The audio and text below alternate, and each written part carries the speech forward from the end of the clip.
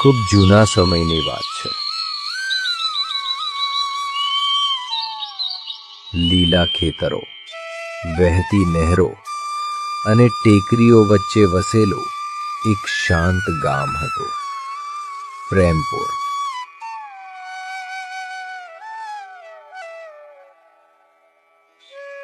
આ ગામ પોતાની સચ્ચાઈ અને એકબીજાની મદદ માટે ઓળખાતું હતું.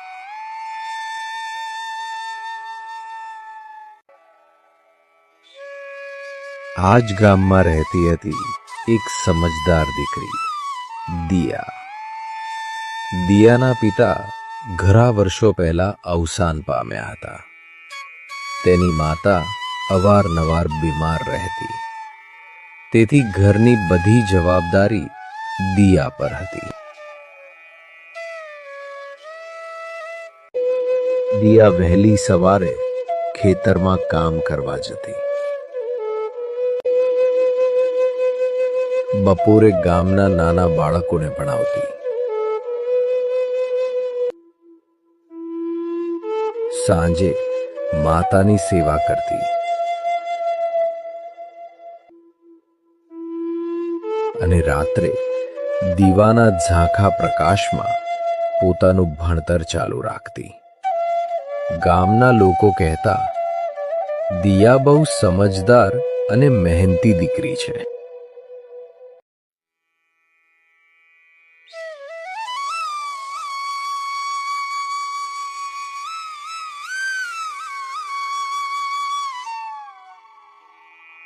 એક દિવસ પ્રેમપુરમાં એક અજાણ્યો માણસ આવ્યો. ગામના લોકોને અને ગામના સરપંચને તેને ભેગા કર્યા. હું શહેરનો સાહુકાર છું. આ ગામમાં રહેતા ગરીબ લોકોને મદદ કરવા માટે આવ્યો છું. તેનું નામ હતું ધર્મદાસ. તેણે મોંઘા કપડાં પહેર્યા હતા. તેનો અવાજ બહુ મીઠો હતો. જે પણ માણસ ગરીબ હોય તેને મફતમાં અનાજ આપવાનો છું અને ગામનો રસ્તો બનાવવો, ગામમાં પાણીની તકલીફ દૂર કરવી, આ બધા કામમાં હું ગામને મદદ કરીશ.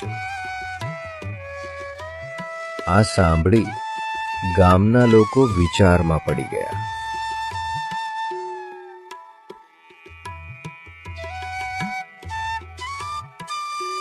પહેલા દિવસે જ તેને ગામના જરૂરિયાતમંદ લોકોને અનાજ દાનમાં આપ્યું. આ જોઈ લોકો ખુશ થઈ ગયા. बाल वार्ता, मनोरंजक शिक्षा और कहानियाँ।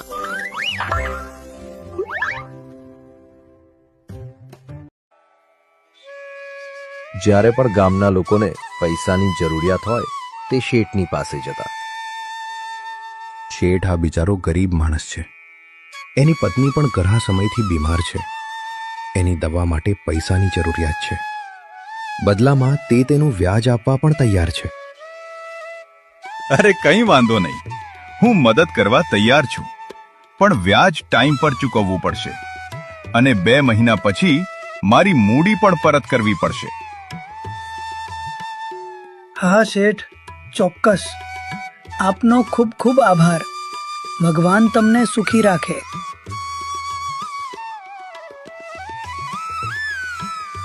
શરૂઆતમાં તે ખેડૂતોને ઓછી રકમ ઉધાર આપતો, થોડું અનાજ દાન કરતો અને મંદિરમાં દેખાવટ માટે પૈસા પણ આપતો.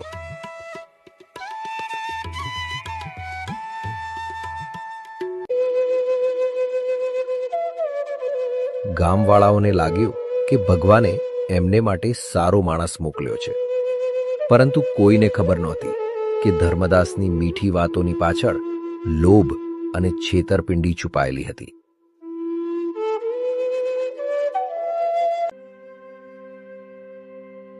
આમ કરતા કરતા ઘણો સમય વીત્યો.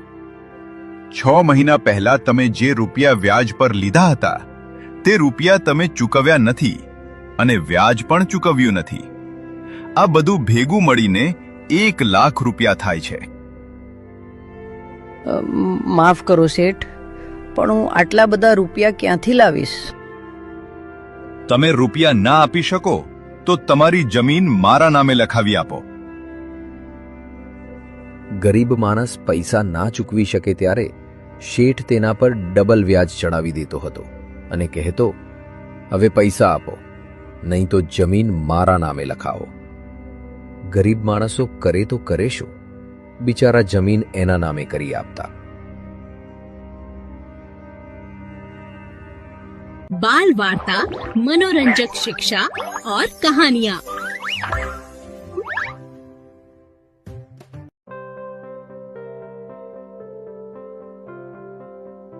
એક રાત્રે દિયાની માતાને અચાનક તાવ આવ્યો. શ્વાસ પર ભારે થઈ ગયો. માં, તું ચિંતા ના કરીશ, હું ડોક્ટરને લઈને આવું છું. આ ગામમાં એક ડોક્ટર રહેતા હતા.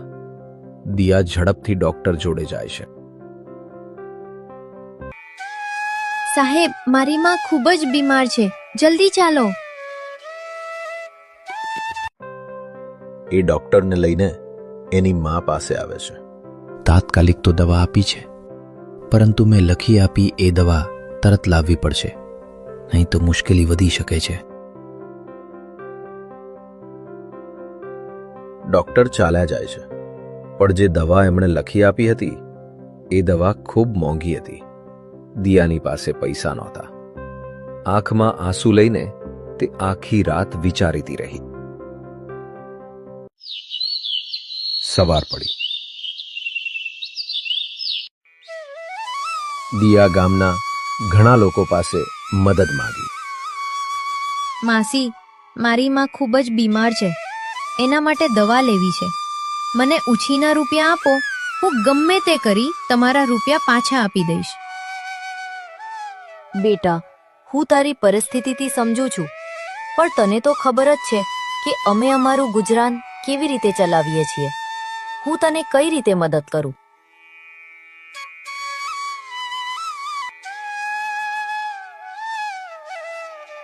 નિરાશ થઈને તે તેના ઘરે પાછી ફરી.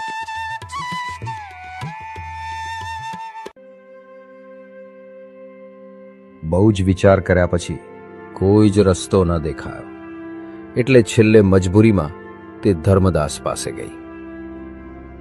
શેઠ, મારી માં ખૂબ જ બીમાર છે, એના માટે દવા લેવી છે. મને રૂપિયા આપો, હું મહેનત કરી તમારા રૂપિયા પાછા આપી દઈશ. ધર્મદાસે દયા બતાવતો અવાજ કર્યો. બેટા, તું તો મારી દીકરી જેવી છે. પૈસા લઈ જા, પણ આ કાગળમાં સહી કરતી જજે. પરંતુ જ્યારે કાગળ આપ્યો તેમાં નાના અક્ષરમાં ભારે વ્યાજ લખેલું હતું. દિયાએ વાંચ્યું, પણ સમજાઈ ગયું કે કોઈ વિકલ્પ નહોતો. તેથી તેણે કંપતા હાથથી સહી કરી દીધી. बाल वार्ता, मनोरंजक शिक्षा और कहानियाँ।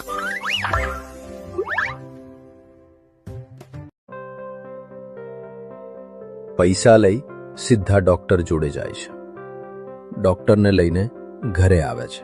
ચિંતા ના કરીશ બેટા, હવે તારા મમ્મીને આરામ થઈ જશે.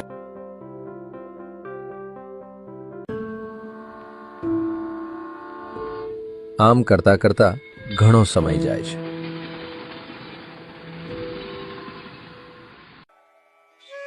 થોડા મહિના જ થયા હતા કે ધર્મદાસ દિયાના ઘરે આવે છે. તે દિયા એ લીધેલા પૈસાનો હિસાબ બતાવે છે. આ તારા પૈસાનો હિસાબ. ઘણો સમય થઈ ગયો, હવે મને મારા પૈસા આપી દો. દિયા હિસાબ જોતા જ અચંબિત થઈ જાય છે. આટલા બધા રૂપિયા? મને મારા પૈસા પાછા આપો, વ્યાજ સાથે. પણ આટલા બધા પૈસા તો અમે લીધા જ નથી. તમે આટલા મહિનાથી વ્યાજ પણ આપ્યું નથી. વ્યાજ ના આપો એટલે રકમ ડબલ થઈ જાય.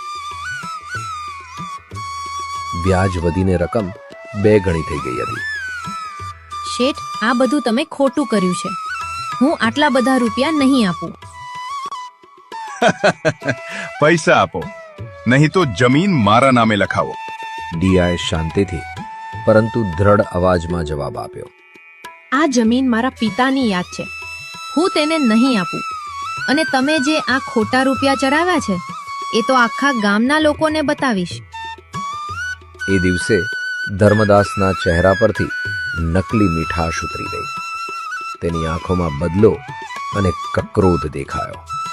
એ સમયે તો એ ત્યાંથી ચાલી નીકળે છે.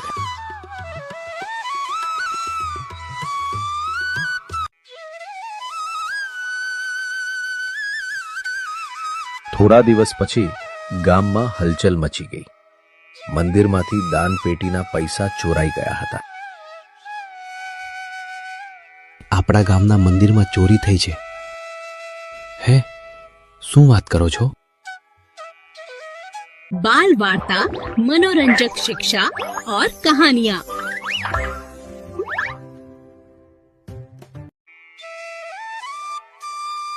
આ વાત સાંભળી ધર્મદાસને યુક્તિ સૂજી.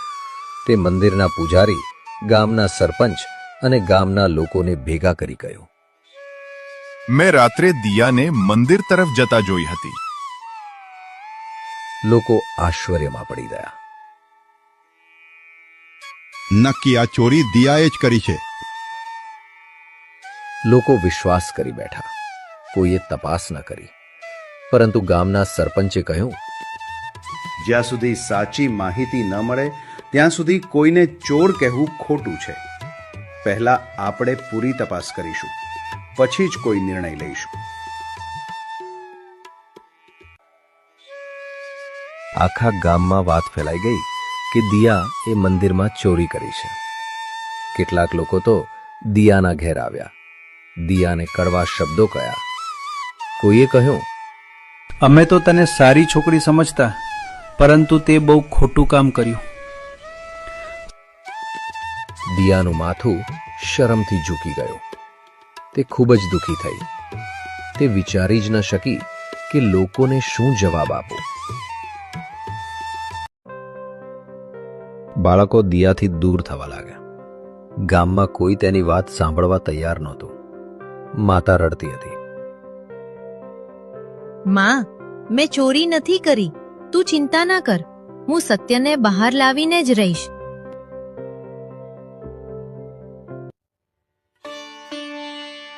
દિયાએ હિંમત એકઠી કરી.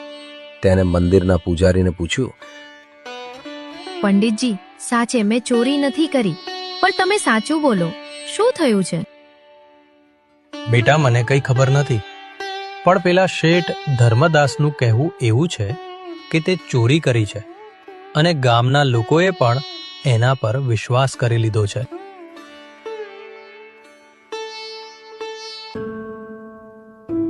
તે ગામના સરપંચ પાસે જાય છે. સરપંચજી, મેં ચોરી નથી કરી. પેલા શેઠની આ મોટી ચાલ છે. આમ કરી તે મને ફસાવા માંગે છે.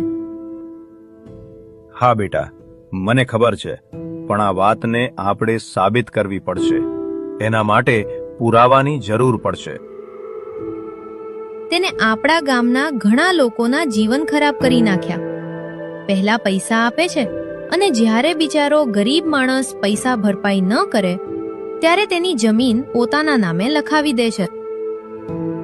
હા, મને હવે બધી જ ખબર પડી ગઈ છે, પણ હવે હું કહું એમ કરજે તો આ ધર્મદાસની ચોરી જલ્દી પકડાઈ જશે.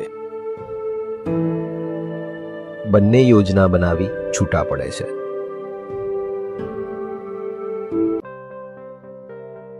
દિયાએ ચોકીદાર સાથે વાત કરી. ખબર પડી કે ચોરીની રાત્રે ધર્મદાસનો નોકર મંદિર પાસે હતો. તેણે તૂટેલું તાળું, હિસાબના કાગળો અને સાક્ષીઓ એકત્ર કર્યા. પંચાયતના દિવસે આખું ગામ ભેગું થયું. ધર્મદાસ આત્મવિશ્વાસથી ઊભો હતો, પરંતુ દિયાએ જ્યારે એક પછી એક પુરાવા બતાવ્યા ત્યારે બધું બદલાઈ ગયું. ધર્મદાસનો જૂઠ ખુલ્લો પડી ગયો. પંચાયતે તેને દંડ આપ્યો અને ગામમાંથી બહાર કાઢી મૂક્યો.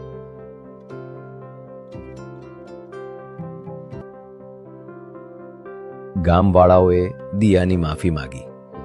વડીલોએ કહ્યું, દિયા, તું આપણા ગામનો સત્યનો દીવો છે. દિયાની આંખોમાં આંસુ હતા, પણ એ આંસુ દુઃખના નહીં, વિજયના હતા.